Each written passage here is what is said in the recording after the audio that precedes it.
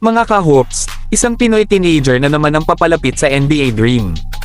At this time, hindi lang ito simpleng hype dahil opisyal nang maglalaro sa NCAA Division I ang isa sa pinaka-promising na batang guard ng Pilipinas, si Andy Gemao. Pero hindi lang yan. Umiinit din ngayon ang usapan sa PBA dahil gusto umano ng TNT na kunin ang isang star wing player kapalit ng ilan nilang guards. Ano ba talaga ang nangyayari sa TNT? At kaya bang maabot ni Andy Gemao ang NBA balang araw?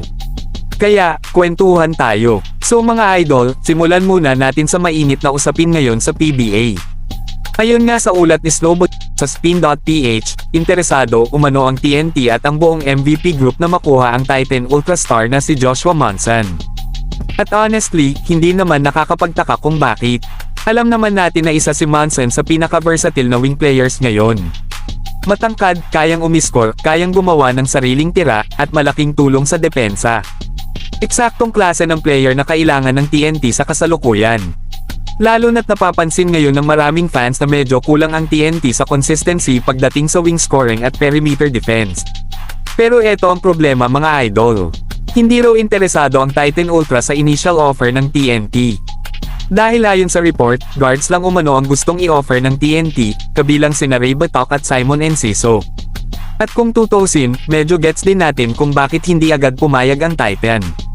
Kasi kung bibitawan mo si Joshua Monson, syempre gusto mo rin ng kapalit na malaking value. At ayon pa sa source, posible raw magbukas ulit ang negotiation kung isasama ng TNT si Jordan Heading sa package. Pero doon nagiging komplikado. Dahil sa totoo lang mga idol, mukhang napakahirap pakawalan ngayon ni Jordan Heading. Isa siya sa pinaka-importanting shooters ng TNT, at alam nating sobrang halaga ng spacing sa modern basketball. Kaya sa ngayon, mukhang malayo pa bago matuloy ang trade na to. Pero sa PBA, alam naman natin, kapag may usok, madalas may apoy. Ngayon mga idol, punta naman tayo sa magandang balita para sa Philippine basketball.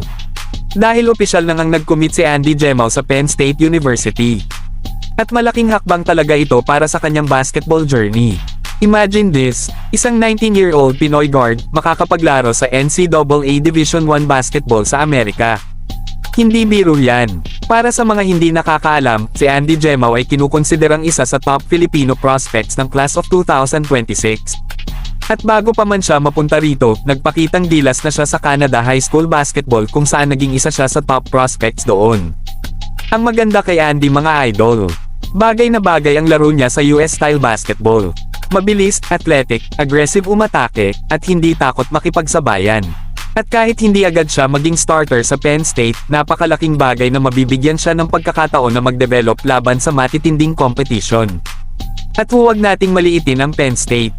Nakapag-produce na rin sila ng NBA talents over the years. Kaya kung magiging maayos ang development ni Andy, hindi imposibleng mas mapalapit talaga siya sa NBA.